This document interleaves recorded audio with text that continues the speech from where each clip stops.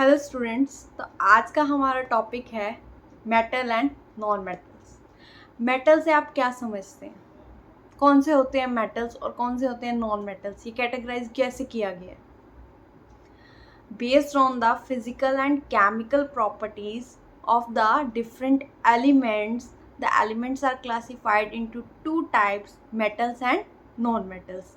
एक होते हैं मेटल्स, एक होते हैं नॉन मेटल्स। हम एलिमेंट्स को क्लासीफाई करते हैं on the basis of the physical and chemical properties into metals and non metals.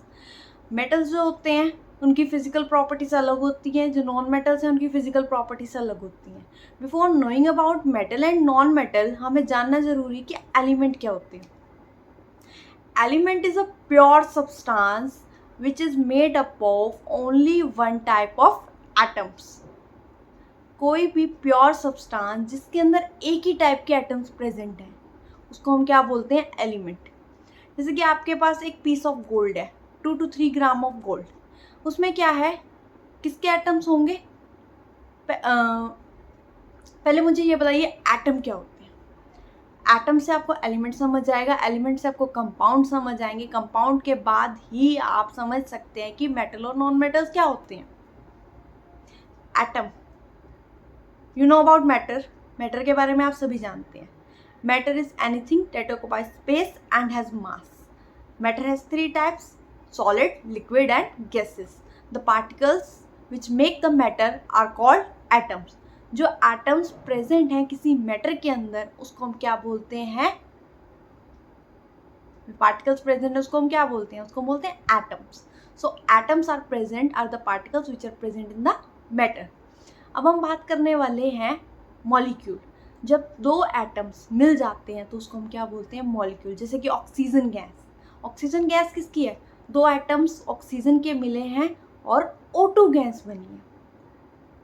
O2 is a molecule made up of 2 oxygen atoms. H2O, 2 hydrogen के एटम्स और एक ऑक्सीजन का atom मिलके क्या बना है? एक molecule of water, H2O। Similarly अब हम बात करने वाले element. Element is a pure substance which is made up of only one type of atoms. 2 gram of gold है मेरे पास, उसके अंदर सारे क्या है? वो प्योर गोल्ड है। It is a pure substance containing only of gold atoms. Gold क्या फॉर्म में है? सॉलिड फॉर्म में है। It is a matter. Matter किसका बना हुआ है? एटम्स का। जो सारे एटम्स किसके होंगे? गोल्ड के होंगे। प्योर सब्सटेंस है तो वो क्या है? एलिमेंट। अब हमने एलिमेंट्स को क्लासीफाई किया 2 टाइप्स में, मेटल्स एंड नॉन मेटल्स। जिन सब्सटेंसेस की जो प्रॉपर्टीज थी शाइनी, डक्टिलिटी, मेलेबिलिटी, सोनोरस, उनको हमने मेटल्स में रखा। और जिनकी ये कैरेक्टरिस्टिक्स फिजिकल प्रॉपर्टीज डिफरेंट थी उनको हमने नॉन मेटल्स में रखा।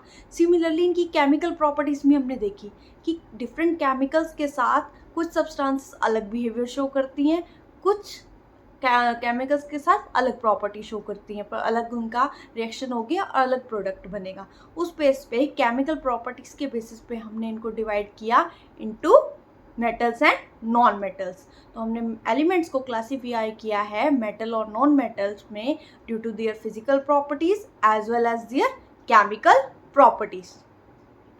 उसके बाद हम पढ़ेंगे इस चैप्टर में डिस्प्लेसमेंट रिएक्शन। एक रिएक्टिविटी सीरीज होती है कि मेटल्स की क्या टेंडेंसी है रिड्यूस या ऑक्सीडाइज होने की। हायर क्लासेस में आप रिडक्शन और ऑक्सीडेशन के बेस पे पढ़ेंगे, लेकिन इस लेवल पे हमें सिर्फ ये पढ़ना है कि डिस्प्लेसमेंट रिएक्शन क्या होता है और रिएक्टिविटी सीरीज क्या होती है। उसके बाद इस चैप्टर में हम स्टडी करने वाले हैं about the uses of metals and non metals. और एक और कैटेगरी होती है मेटलॉइड्स। कुछ सब्सटेंसेस ऐसे होते हैं, कुछ एलिमेंट्स ऐसे होते हैं जो मेटल और नॉन मेटल दोनों की कैरेक्टरिस्टिक शो करते हैं। They show the behaviour of metal as well as non metal. उनको हम कहते हैं मेटलॉइड्स। उसके बारे में भी हम स्टडी करेंगे। ठीक है, तो 3 तरह के हो गए, 3 पार्ट्स में क्लासीफाई हो गए, metal, non metal and metalloids. और किस बेस पे किया गया इनको? On the physical and chemical properties. तो हम इस चैप्टर में डिस्कस करने वाले हैं पहले एलिमेंट्स, उसके बाद हम डिस्कस करेंगे about the metal and non metal, फिर उनकी फिजिकल प्रॉपर्टीज़ के बारे में डिस्कस करेंगे, फिर केमिकल प्रॉपर्टीज़ के बारे में डिस्कस करेंगे, and then the uses And the very important part which will continue in 9th and 10th class is the displacement reaction based on the reactivity series. I hope you like my video. If you like my video, please subscribe my channel. Thank you.